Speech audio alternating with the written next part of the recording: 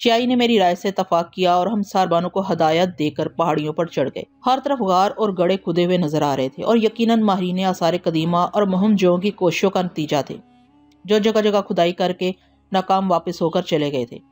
چیائی اپنا خیال ظاہر کرتے ہوئے کہنے لگا، ان گڑھوں اور غاروں سے ہمیں کافی مدد مل سکتی ہے۔ مجھے امید نہیں، کیونکہ بیشتر گڑھے ایسے ہیں جنہیں معمولی گہرائی تک کھود کر ناکامی کی صورت میں چھوڑ دیا گیا ہے۔ نہیں پارٹنر، چیائی اپنے قیاس پر بزید رہا، ایسی سرنگیں بھی نظر آ رہی ہیں جو پہاڑیوں کے اندر کافی گہرائی تک چلی گئی ہیں۔ ہو سکتا ہے انہی میں سے کوئی سرنگ کسی مقبرے کے دروازے تک پہنچتی ہو، اور اس مقبرے میں ایک تابوت تمہارا منتظر ہو جس پہ کسی مصری شہزادی کی حنوط شدہ ممی رکھی ہو، جسے تم پروفیسر کی خدمت میں پیش کر سکو۔ میں نے ہنس کر کہا، کیوں، تمہیں اس امر پر تعجب کیوں ہے؟ میں نے سمجھاتے ہوئے کہا، اس لیے کہ اگر بالفرض محال کوئی سرنگ کسی احرام کے دروازے پر نکلتی ہے تو سرنگ کھودنے والوں نے ہمارے لیے وہاں کچھ نہ چھوڑا ہوگا۔ چیائی خاموش ہو گیا۔ ہم ادھر ادھر دیکھتے ہوئے آگے بڑھ رہے تھے کہ موان ہماری نظر ایک ایسے گڑھے پر پڑی جو بہت گہرا اور خاصا چوڑا تھا اور تازہ کھدا ہوا تھا۔ چیائی متجسس نظروں سے گڑھے کو دیکھنے لگا، پھر بولا کہ گڑھا حال ہی میں کھودا گیا ہے، میرے خیال میں اندر اتر کر دیکھا جائے، شاید کوئی مطلب کی بات معلوم ہو۔ ہم باری باری گڑھے میں اتر گئے۔ نیچے پہنچے تو ایک جانب زمین کے اندر کی طرف سیڑھیاں جاتی ہوئی نظر آئیں۔ ہم حیرت سے اس زمین دوز زینے کو دیکھنے لگے جس کی سیڑھیاں زمین کھود کر ترتیب دی گئی تھی۔ چیائی کا اصرار تھا اندر داخل ہوا جائے۔ میرے ذہن میں بھی تجسس سر ابھار رہا تھا، چنانچہ ہم ناپختہ سیڑھیاں عبور کرنے لگے۔ زینہ طویل نہیں تھا، کچھ دیر کے بعد ہی ہم ایک لمبی اور تاریک سرنگ میں پہنچ گئے۔ سرنگ کافی کشادہ تھی، ہم دھیرے دھیرے آگے بڑھنے لگے، لیکن جو ہم آگے بڑھ رہے تھے سرنگ تاریک ہوتی جا رہی تھی اور دم گھٹ رہا تھا۔ میں نے چیائی سے کہا، واپس چلو پارٹنر، بغیر روشنی کے آگے بڑھنا مہلک ثابت ہو سکتا ہے۔ چیائی ذرا ضدی قسم کا آدمی تھا، مگر اس وقت شاید وہ بھی واپسی کی سوچ رہا تھا، اس لیے فوراً آمادہ ہو گیا اور ہم لوگ باہر نکل آئے۔ پڑاؤ پر واپس پہنچے تو ساربان تمام انتظامات مکمل کر چکے تھے، جگہ صاف کر کے بستر لگا دیے گئے تھے، کھانا وغیرہ بھی تیار ہو چکا تھا۔ ہم سب نے مل کر کھانا کھایا اور جلد ہی بستر پر دراز ہو گئے، کیونکہ علیل صبح کام کا آغاز کرنا تھا۔ چیائی اور دونوں ساربان بے خبر سو رہے تھے۔ اس وقت پہرے پر میری ڈیوٹی تھی۔ رات ابھی زیادہ نہیں گزری تھی، 11 بج کر کچھ منٹ ہوئے تھے۔ یکا یک ایک ایسی ہولناک اور لرزہ خیز چیخ فضا میں گونجی کے چٹانیں تک لرز اٹھی۔ ایسی ہولناک آواز میں نے آج تک نہیں سنی تھی۔ اسے کسی صورت میں انسانی آواز نہیں کہا جا سکتا تھا کہ دو فلک شگاف چیخیں اور ابھری۔ وہ بے شک انسانی آوازیں تھیں۔ دراصل دونوں ساربان پرہیبت چیخ کی آواز سن کر خود بھی چیخ پڑے تھے۔ ان کی آنکھیں مارے خوف کے پھیل گئی تھیں اور وہ پتے کی طرح لرز رہے تھے۔ چیائی بھی حیران اور قدرے خوفزدہ تھا، ہر چند کہ وہ دلیر آدمی تھا، لیکن چیخ اتنی بھیانک تھی کہ اچھے اچھوں کا پتا پانی ہو جائے۔ وہ تیزی سے میرے قریب آیا اور گھبرائے ہوئے لہجے میں پوچھنے لگا، کیا ہوا؟ یہ ہولناک چیخ کیسی تھی؟ کچھ سمجھ میں نہیں آتا، میں نے جواب دیا۔ میں خود حیران ہوں۔ یا شیخ، یہ کسی بدرو کی آواز تھی۔ عقب سے ساربان کی کانپتی ہوئی آواز آئی، میں نے سن رکھا ہے کہ رات کی تاریکی میں ان چٹانوں پر خبیث روحیں منڈلایا کرتی ہیں۔ تم لوگ فکر مت کرو، میں نے انہیں تسلی دی، ہمارے ہوتے ہوئے تمہیں کوئی نقصان نہیں پہنچ سکتا، تم لوگ آرام سے لیٹ کر سو جاؤ۔ ساربانوں کے چہروں سے بے اطمینانی صاف چھلک رہی تھی۔ اگر دن ہوتا تو شاید اسی وقت بھاگ کھڑے ہوتے، مگر رات کی تاریکی نے ان کے پیر پکڑ رکھے تھے، مبادا کوئی بدرو کسی گوشے سے نکل کر ان پر ٹوٹ پڑے۔ وہ بہت زیادہ توہم پرست معلوم ہوتے تھے اور ماورائی قوتوں پر ایمان جیسا یقین رکھتے تھے۔ 1 بجے میری ڈیوٹی ختم ہو گئی، اب چیائی کی باری تھی، لیکن میں آرام کرنے کی بجائے اس کے ساتھ ہی غار کے باہر ٹہلتا رہا۔ ان حالات میں نیند کسے آتی؟ وہ غیر انسانی اور دہشت انگیز چیخ سب کا سکون درہم برہم کر گئی تھی۔ اس وقت رات بھی نہایت آہستہ روی کے ساتھ گزر رہی تھی۔ وقت کی رفتار تو در حقیقت معمول کے مطابق تھی، لیکن پرہول سناٹے نے ایسا تاثر پیدا کر دیا تھا گویا وقت کی تنابیں کھینچ لی گئی ہوں اور کائنات کی ہر شے اپنی جگہ ٹھہر گئی ہو۔ فقطاً گہرے سکوت میں ایک عجیب، ناقابل فہم اور زناٹے دار آواز گونجنے لگی۔ میں اور چیائی حیرانی سے ادھر ادھر دیکھنے لگے، مگر تاریکی میں کچھ نظر نہیں آ رہا تھا۔ آواز اوپر فضا سے آ رہی تھی اور اس کا صوتی تاثر اتنا ہیجان انگیز تھا جیسے کوئی دل کو محسوس رہا ہو۔ عجیب معاملہ ہے، چیائی نے متفکرانہ انداز میں کہا، آخر اس سنسان مقام پر یہ کیسی آواز ہے؟ میں بھی یہی سوچ رہا ہوں۔ یا پھر ساربانوں کے موقف کو درست تسلیم کر لیا جائے کہ رات کے سناٹے میں چٹانوں پر بدروہیں منڈلاتی ہیں، اور سچ پوچھو تو ایسی لرزہ خیز اور رگ و روپے میں اتر جانے والی آواز کسی بدرو کی ہو سکتی تھی۔ بکواس، چیائی نے منہ بنا کر کہا، تم بھی ساربانوں کی طرح توہم پرست ہوتے جا رہے ہو۔ ویسے میرے خیال میں کوئی مصنوعی سیارہ فضا میں گردش کر رہا ہے۔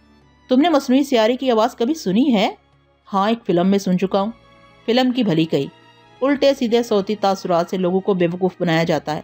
نہیں بھائی، یہ مصنوعی سیارے ہی کی آواز ہے۔ شاید مصری حکام نے کوئی ابتدائی تجرباتی سیارہ فضا میں چھوڑا ہے جو فنی خرابی کے باعث آؤٹ آف کنٹرول ہو گیا ہے۔ चियाई ने अपनी बात खत्म की थी कि यका एक दूर पहाड़ों पर आग के शोले भड़कने लगे। ये वही मकाम था जहाँ सरे शाम हम लोग एक गड़े में उतरे थे। मैं और चियाई हैरत से पुरस्कार शोलों की तरफ देखने लगे। बिलाशुबा जनाटे की आवाज़ इन शोलों से खारिज हो रही थी, जो मुतहरक थे और पहाड़ की चोटियों पर बहुत तेजी से गर्दिश कर रहे थे। इनकी तेजी का ये आलम था कि लम्हा भर में पहाड़ों के ऊपर परवाज करते हुए मीलों दूर निकल जाते और फिर उतनी ही सूरत से वापस पलटते। इस वक्त हमें पता चला कि जनाटे की वो नाकाबिले फहम आवाज़ दरअसल शोलों के भड़कने और इनकी तेज़ रफ्तारी के बायस पैदा हो रही है। जनाटे की आवाज़ सुनकर सारबान भी घबराकर कमीन गाहों से बाहर निकल आए थे और जब उन्होंने शोलों को फिजा में रक्स करते देखा तो बदहवास हो गए और चीखते चिल्लाते दोबारा कमीन गाह में घुस गए। मेरी नज़र मुसलसल शोलों पर लगी हुई थी। अचानक मुझे महसूस हुआ कि वो महज आग के शोले नहीं, बल्कि शोलों के दरमियान फुटबॉल के बराबर कोई गोल सी चीज़ फिजा में मौलिक है। दूरी के सबब मैं इसकी हैसियत का तयन न कर सका था। हम ये ज़रूर देख रहा था कि शोले दर हकीकत इस गोल से निकल रहे हैं। चियाई ने भी शोलों के जलों में इस गोल और कुछ लबूतरी चीज़ को देख लिया था। कहने लगा, पार्टनर मैं अभी अपने साबका नज़रिए पर अटल हूँ। मेरे ख्याल में ये इब्तदाई मरहले का कोई तजर्बाती सैयारा है और मिस्र जौहरी तवानाई के इस्तेमाल में भी नोमूस है। चुनाचा नाड़ीपन के सबब कल पुर्जों में कोई खराबी वाक़या हो गई है। मुमकिन है तुम्हारा क्यास दुरुस्त हो, मैंने बदस्तूर शोलों की तरफ देखते हुए कहा। लेकिन अगर ये मसनूई सैयारा है और ख़राब हो गया है तो ज़रा देर में यहीं कहीं गिरकर तबाह हो जाएगा और इसकी तबाही के बाद जो तबकारी असरात फैलेंगे इनसे हमारी ज़िंदगियों को खतरा लाहक हो सकता है। चियाई कोई जवाब देने ही वाला था कि फ़क्तन वो शोला फिशां गोल सी चीज़ बिल्कुल रॉकेट की तरह परवास करके हमारी तरफ बढ़ी। हमारा दरमियानी फासला 1.5 फरलांग ज़रूर रहा होगा, लेकिन पुरस्रार शोले लम्हा भर में हमारे करीब पहुंच गए। इनका रुख ठीक हमारी जानब था। हम पूरी तरह शोलों की जद में थे और इस गोल सी शय का अंदाज ऐसा था गोया हम पर हमलावर होना चाहती है। मैंने एक लम्हा ज़ाया किए बगैर चियाई को धक्का दिया और वो ऊंधे मुंह गिर पड़ा। मैं भी फौरन ही ज़मीन से चिपक गया और शोले बर्क रफ्तारी के साथ हमारे ऊपर से गुजरे चले गए। ये सब कुछ एक ही लम्हे में हो गया। अगर वो लम्हा चूक जाता तो हम जलकर राख हो जाते। मैंने चीख कर कहा, भागो। चियाई फौरन उठा और हम दोनों कमीगाह में दाखिल हो गए। मैंने ऐसा अजीब मंजर आज तक नहीं देखा, चियाई सांस दुरुस्त करते हुए बोला। अजीब तर कहो, मैंने तस्सीह की। और अब तुम्हारा ये नज़रिया गलत साबित हो गया कि वो कोई छोटा सा तजर्बाती मसनूई सैयारा है। फिर क्या है, तुमने कुछ नहीं देखा? नहीं भाई, तुमने इतने ज़ोर से धक्का दिया था, कुछ देखने का मौका ही नहीं मिला। बहरहाल बता दो क्या चीज़ थी? वो एक खोपड़ी थी, मैंने इत्मीनान से जवाब दिया। खोपड़ी? हाँ, और इंसानी खोपड़ी। तुम्हारी तबीयत तो ठीक है? चियाई चौंक कर मेरी तरफ देखने लगा। मैं बिल्कुल ठीक हूँ और ये हकीकत है कि वो इंसानी खोपड़ी थी और आग के शोले उसी से खारिज हो रहे थे। तुम्हें मुगालता हुआ है, चियाई कहने लगा। ये कैसे मुमकिन है कि एक खोपड़ी रॉकेट की तरह फिजा में प्रवास करती फिरे और इससे आग के शोले निकले? हाँ, ये हो सकता है कि सियारी की शक्ल इंसानी खोपड़ी के मुताबिक बनाई गई हो।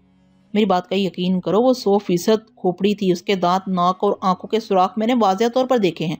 चियाई मेरे लहजे की संजीदगी पर सोच में पड़ गया, फिर बोला, यकीन नहीं आता, ये साइंस का दौर है, जो भी तुम्हारी बात सुनेगा हंसेगा। मैंने जवाब दिया, देखो पार्टनर, साइंस अभी कायनात के 1000वें हिस्से का भी अहाता नहीं कर पाई है।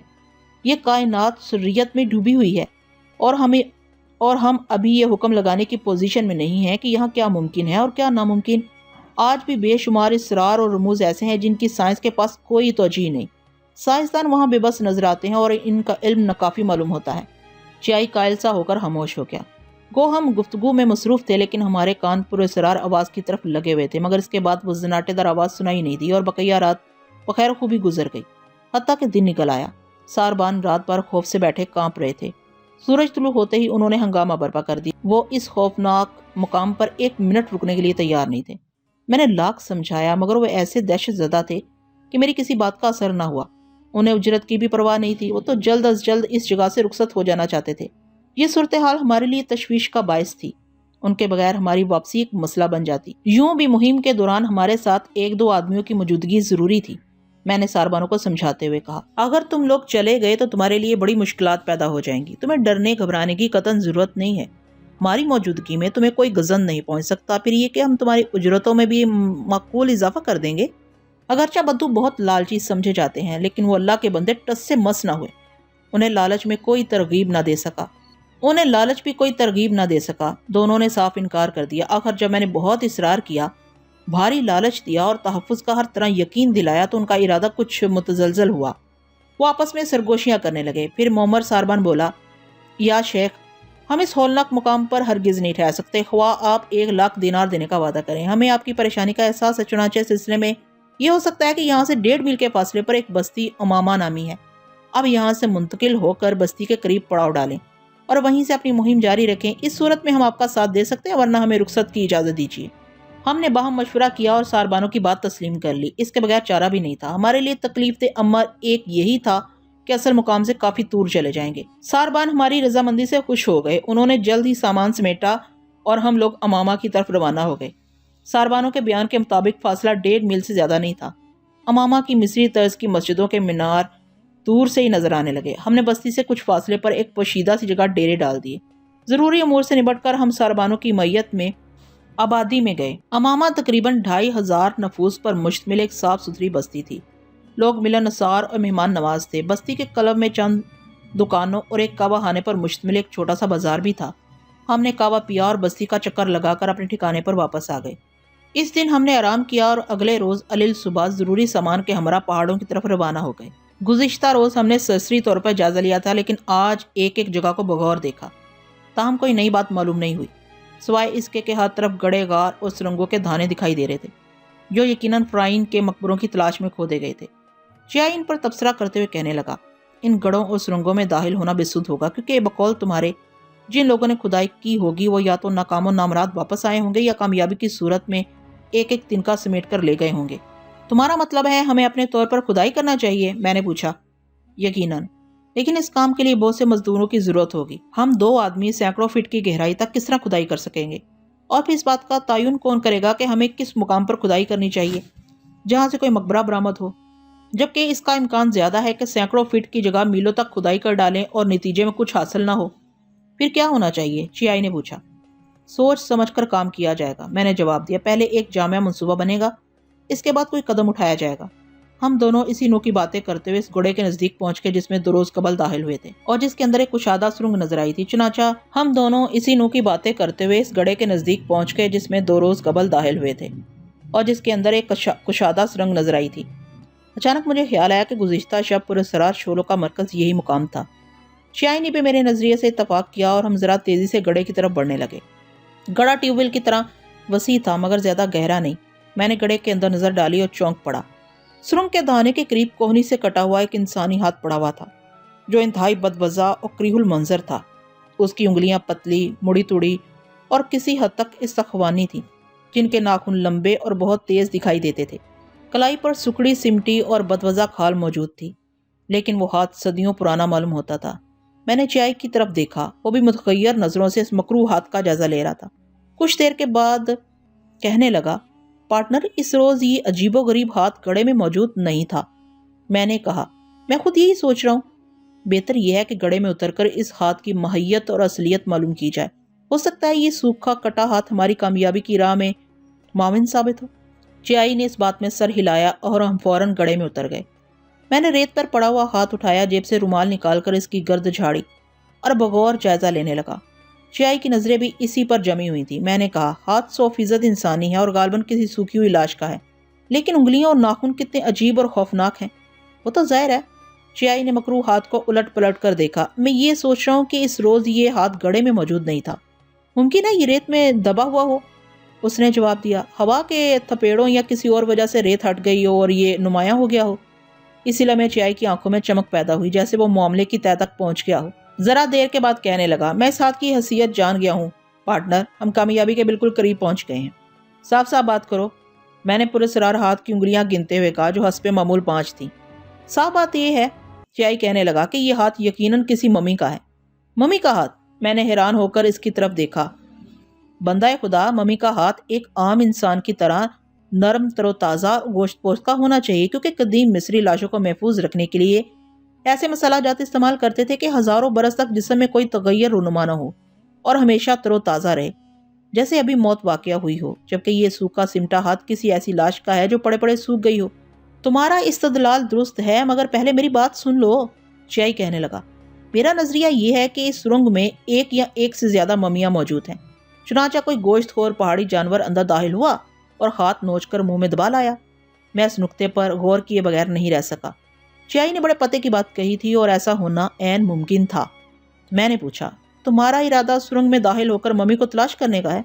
بالکل، میرے خیال میں میرا نظریہ 99% درست ہے۔ اگر اس وقت ہم نے پسو پیش سے کام لیا تو ساری عمر پہاڑوں کی حق چھانتے اور کھدائی کرتے گزر جائے گی، اور ممی کوئی پتھر کی مورتی بھی حاصل نہ ہوگی۔ مجھے سرنگ کے اندر داخل ہونے میں کوئی اعتراض نہیں، میں نے عزم کا اظہار کیا۔ ہمارے تھیلوں میں خشک خوراک اور پانی سمیت ضرورت کی ہر چیز موجود ہے۔ کامیابی ہوئی تو زہ نصیب، ورنہ واپس آ جائیں گے۔ ہر پہلو پر غور کرنے کے بعد ہم سرنگ میں داخل ہو گئے۔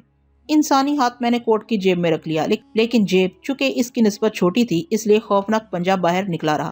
سرنگ خوب کشادہ تھی اور ہم کسی دشواری کے بغیر آگے بڑھ رہے تھے، مگر کچھ دیر بعد ہی سورج کی روشنی نہ پہنچنے کے سبب سرنگ میں تاریکی چھا گئی اور ہمیں ٹارچ روشن کرنا پڑی۔ کچھ اور آگے بڑھے تو دم گھٹنے لگا، لیکن جلد ہی یہ کیفیت زائل ہو گئی۔ شاید کسی طرف سے معمولی ہوا کی آمد کا انتظام تھا۔ کچھ دور چل کر اچانک مجھے کچھ تبدیلی کا احساس ہوا۔ میں نے ٹارچ کی روشنی ادھر ادھر پھینکی اور معلوم ہوا کہ تازہ کھدی ہوئی سرنگ ختم ہو گئی ہے، اور ہم ایسے حصے میں چل رہے ہیں جو ہزاروں برس قبل پہاڑوں کو کھوکھلا کر کے بنایا گیا ہے۔ یہ امر ہمارے لیے باعث اطمینان تھا، کیونکہ قدیم سرنگ کی دریافت سے کامیابی کے امکانات روشن ہو گئے تھے، اور ہم کسی وقت بھی احرام کے دروازے پر پہنچ سکتے تھے۔ قدیم سرنگ شیطان کی آنت ثابت ہوئی۔ ہم بہت دیر چلتے رہے، مگر منزل کا کہیں نام و نشان نہ تھا۔ یوں لگتا تھا کہ یہ طویل سرنگ کبھی ختم نہ ہوگی اور زندگی اسی میں چلتے ہوئے گزر جائے گی۔ یکا یک ہم دونوں چونک پڑے اور دونوں ہی کے منہ سے مسرت بھری چیخ نکلی۔ چیائی اس غیر متوقع کامیابی پر خوشی سے رقص کرنے لگا۔ سرنگ دراصل ختم ہو گئی تھی اور سامنے کسی فرعون کے مقبرے کا بلند و بالا پھاٹک نظر آ رہا تھا، جس کے دیو ہیکل کواڑوں پر دلکش نقش و نگار بنے ہوئے تھے۔ پھاٹک کے دونوں پٹ بھیڑے ہوئے تھے، لیکن کوئی کنڈا یا کفل وغیرہ نظر نہیں آ رہا تھا۔ پھاٹک کھولنے اور بند کرنے کا کوئی خفیہ سسٹم ہوگا؟ چیائی نے خیال ظاہر کیا۔ میں نے سوچتے ہوئے کہا، ہو سکتا ہے دونوں پٹ محض بھیڑے ہوئے ہوں، لیکن ایک بات طے ہے کہ ہم نصف کامیابی حاصل کر چکے ہیں۔ 100% کہو، چیائی اکڑ کر بولا، اور سرنگ میں داخل ہونے کی تجویز بھی میری تھی۔ یہ کہہ کر وہ پھاٹک کی طرف بڑھا، لیکن نزدیک پہنچتے ہی اچھل کر پیچھے ہٹ گیا۔ میں نے ٹارچ کی روشنی میں آگے بڑھ کر دیکھا۔ پھاٹک کی دہلیز پر ایک عجیب انسانی ڈھانچہ پڑا ہوا تھا۔ عجیب اس لیے کہ اس کے جسم پر جدید وضع کا لباس تھا، بس ہاتھوں اور چہرے سے اس کے پنجر ہونے کا پتہ چلتا تھا۔ چیائی حیرانی سے بولا، عجیب معاملہ ہے، یہاں ڈھانچے بھی لباس پہنتے ہیں؟ میں نے ڈھانچے کا جائزہ لے کر کہا، یہ ہماری طرح کسی مقبرے کی تلاش میں یہاں آیا ہوگا اور کسی حادثے کا شکار ہو کر مر گیا۔ میرے خیال میں اسے فوت ہوئے زیادہ عرصہ نہیں گزرا، یہی وجہ ہے کہ جسم گل سڑ کر ختم ہو گیا اور لباس چونکہ مصنوعی ریشے کا ہوتا ہے اس لیے قدرے محفوظ ہے۔ خدا ہی جانتا ہے کہ غریب نے کن حالات میں دم توڑا ہوگا۔ چیائی ڈھانچے کو بغور دیکھنے لگا۔ میں نے اس کا ہاتھ تھام کر کہا، پارٹنر، ہمارا مقصد ڈھانچوں پر تحقیق کرنا نہیں ہے، ہم ایک قدت ممی کی تلاش میں یہاں آئے ہیں، اس لیے وقت ضائع کیے بغیر آگے بڑھنے کی کوشش کرو۔ چیائی نے میری بات کا کوئی نوٹس نہ لیا اور ڈھانچے کے قریب پڑے ہوئے سفری بیگ کو کھولنے کی کوشش کرنے لگا۔ بیگ میں مختلف نوعیت کے بہت سے کاغذات تھے، پاسپورٹ اور شناختی کارڈ بھی تھا، اور ان دستاویز کی تفصیلات سے معلوم ہوا کہ وہ ایک سیاح تھا اور ہالینڈ کا باشندہ تھا۔ ڈھانچے سے نمٹ کر ہم پھاٹک کی طرف رجوع ہوئے۔ میں نے دروازے پر ہاتھ رکھا، وہ بھیانک چرچراہٹ کے ساتھ آگے کی جانب کھلتا چلا گیا۔ اب ہمارے سامنے ایک وسیع ہال تھا، جس کی چھت اور دیواریں پتھروں کو تراش کر بنائی گئی تھیں اور جگہ جگہ عظیم الشان ستون ایستادہ تھے، لیکن اس وسیع اور اس حال میں کسی بھی طرف کوئی چیز رکھی ہوئی نظر نہیں آ رہی تھی۔ ہر طرف سناٹا اور ویرانی تھی۔ گورو فرسا ویرانی تو ہم پر بھی کسی قدر دہشت طاری کر رہی تھی۔ بہرکیف ہم اندر داخل ہو گئے اور ٹارچ کی روشنی میں اطراف کا جائزہ لینے لگے۔ ہال کی بلند اور سنگی دیواروں میں چاروں طرف محرابیں دکھائی دے رہی تھی، جن کی دوسری طرف کشادہ اور طویل راہدریاں تھیں۔ ہم محراب سے گزر کر ایک راہدری میں داخل ہو گئے، جس کے دونوں جانب بے شمار حجرے بنے ہوئے تھے اور ان کے دروازے بند تھے، لیکن حسب سابق کوئی قفل وغیرہ نظر نہ آتا تھا۔ ایک دروازے کو کھول کر دیکھنا چاہیے، چیائی نے مشورہ دیا۔ ہو سکتا ہے کوئی تابوت یا فرانہ مصر کے دور کی کوئی اور شاید دستیاب ہو جائے۔ چیائی کی تجویز پر میں نے ایک دروازے پر ہاتھ رکھا اور وہ آسانی سے کھل گیا۔ اندر بھیانک تاریکی کا راج تھا۔ میں نے ٹارچ کی روشنی ڈالی۔